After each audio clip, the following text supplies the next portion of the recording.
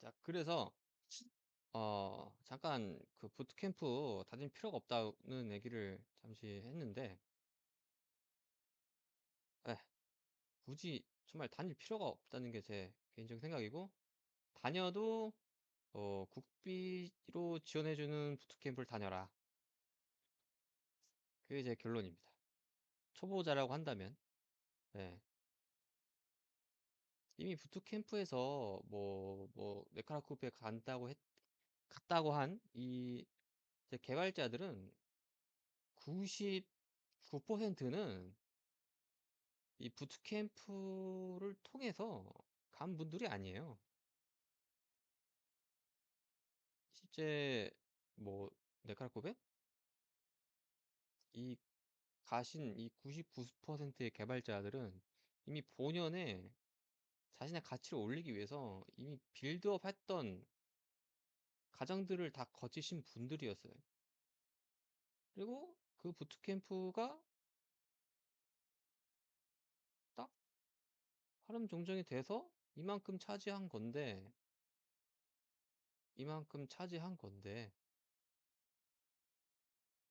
요거 부트캠프 입장에서는 요거를 그대로 가져와서 우리가 해냈다.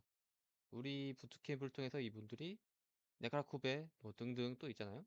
요즘은 거기만 가도 충분히 대단하고 하니까 요런 기업에 갔다라고 그냥 포장이라고 할게요. 포장을 해주는 거죠. 마케팅을 하는 거죠. 여러분들 여기에 이제 속아 넘어가시면 안 됩니다. 속아 넘어가시면 안 돼요. 그 2020, 그 2019년? 2020, 2021년 말까지가 정말 초이상 개발 그 신입이어도 어 연봉이라든지 이런 게 좀 거품이 엄청 낀 진짜 이상한 초이상한 시기였다고 봐요. 지금이야 이제 정상으로 돌아왔다고 보고 그래서 노멀로 다시 돌아온 거고 근데 노멀이 경기까지 타면서 안 좋은 경기까지 타면서 나락으로 간 거다.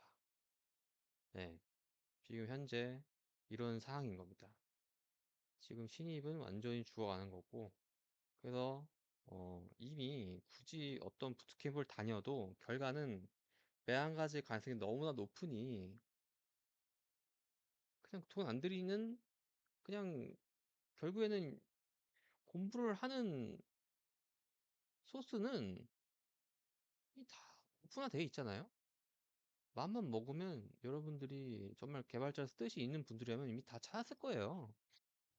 이미 인프라라든지 패스트 캠퍼스라든지 이런 인강에서도 엄청나게 고품질의 강의도 이제 주고 있는 상황인데 실제 네크라쿠벡 개발자들 가르치는데 그리고 그런 환상도 있는 것 같아요. 무슨 환상이냐면은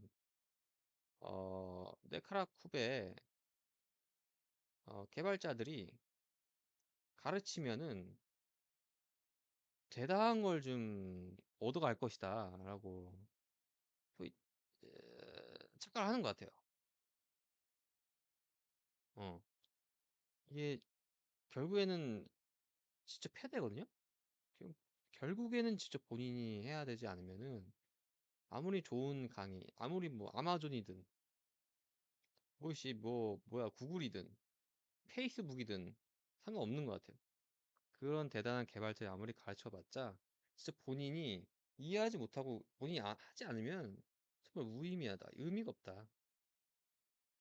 그래서 이런 걸로 많이 좀 뭐라고 해야지? 포장을 하는 데도 있다고 해요. 네카쿠베 개발 출신 개발자들이 가르친다. 그래서 이제 부트캠프를 다녀야 된다. 의미 없어요. 의미 없어.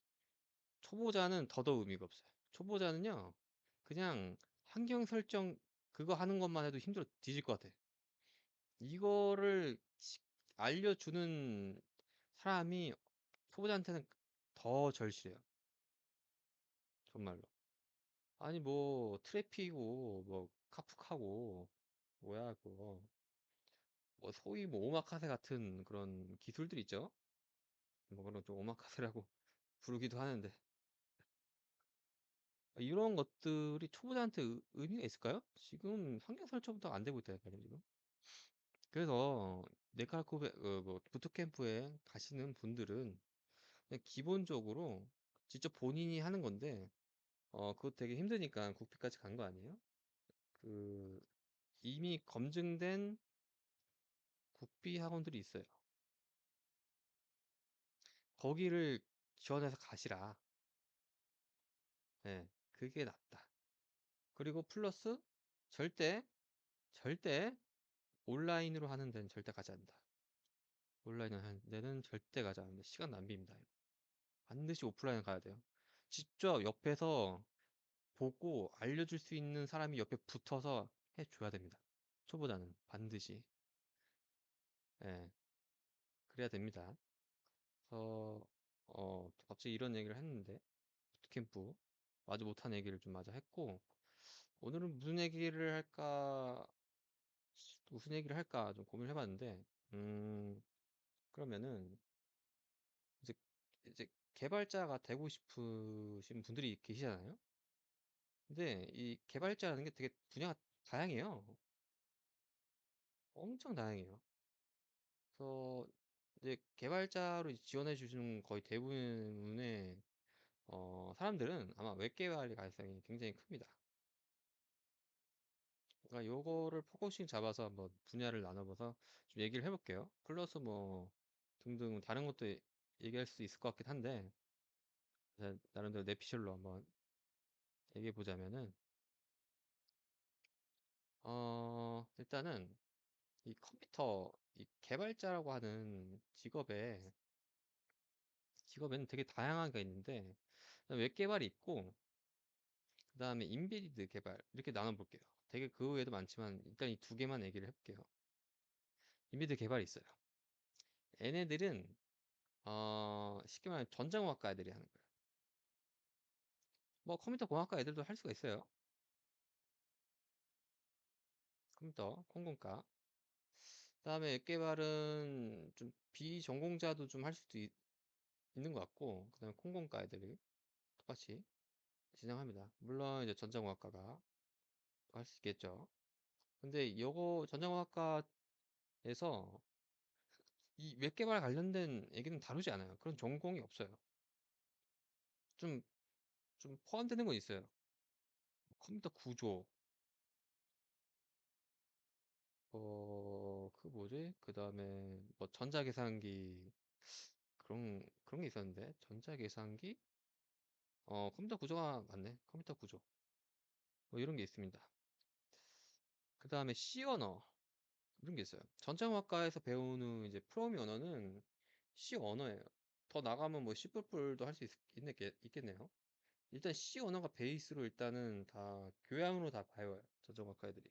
근데 여기서 좀 프로그래밍적인 맛을 들인 애들이 어, 이 전자회로를 가지고 좀 더 좀 어떤 이진수를 가지고 이제 정기적 신호를 보내서 이제 비트 이런 걸 비트라고 하거든요. 이진수들을 이 비트를 가지고 장난치는 전자회로와 포함된 이제 인비디드 개발에 어, 좀 진입을 많이 합니다. 그냥 뭐 쉽게 말해서 우리 냉장고 TV에 들려있는 그런 컴퓨터들 있잖아요.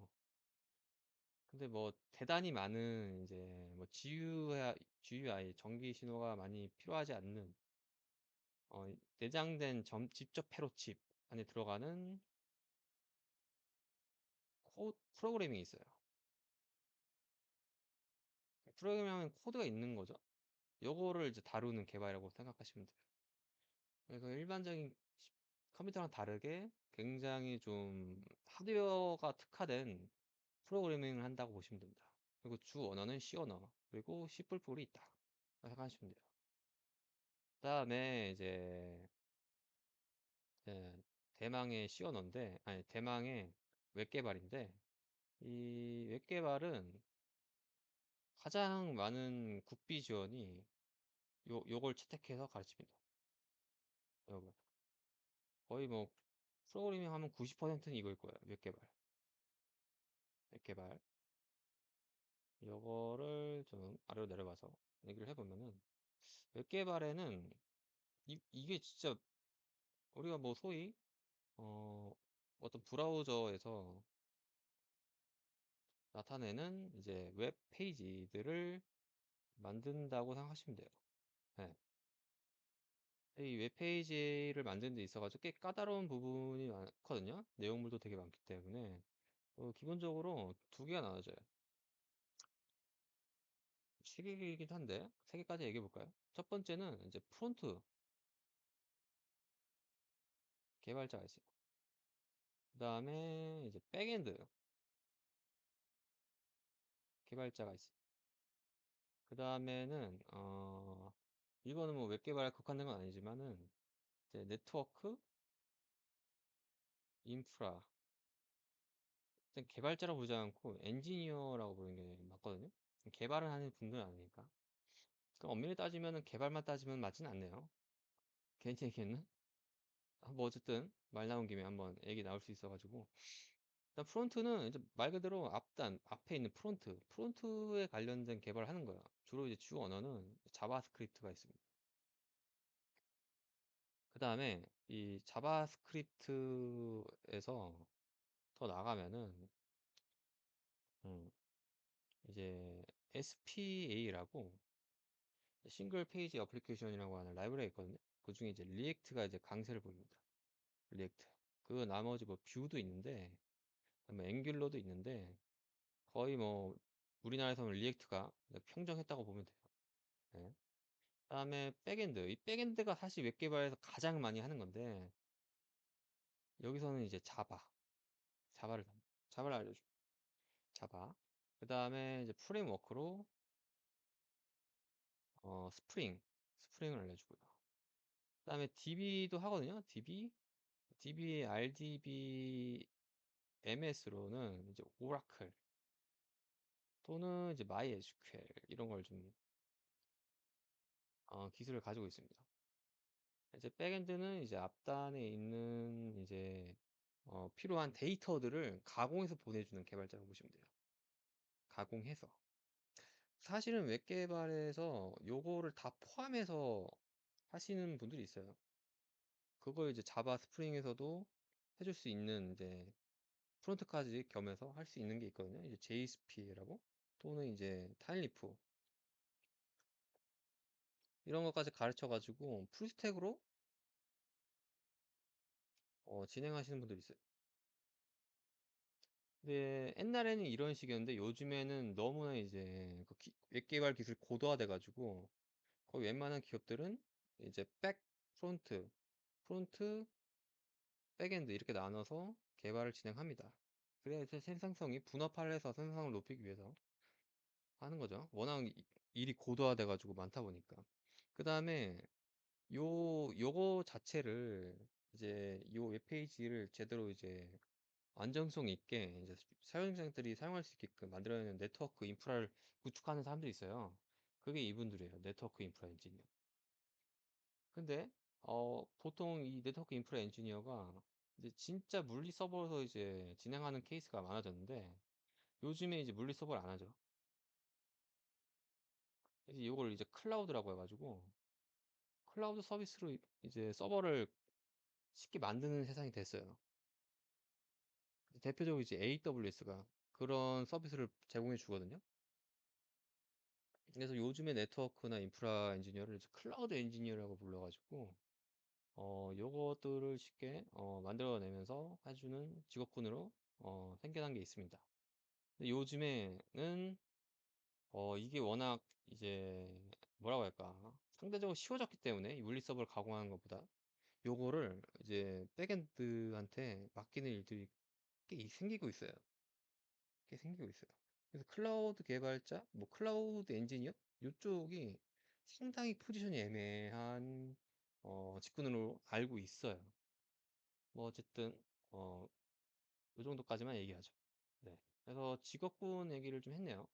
직업 웹 개발자의 직업군, 그러니까 개발자의 직업군은 웹 개발자가 있고 크게 웹 개발자가 있고 어,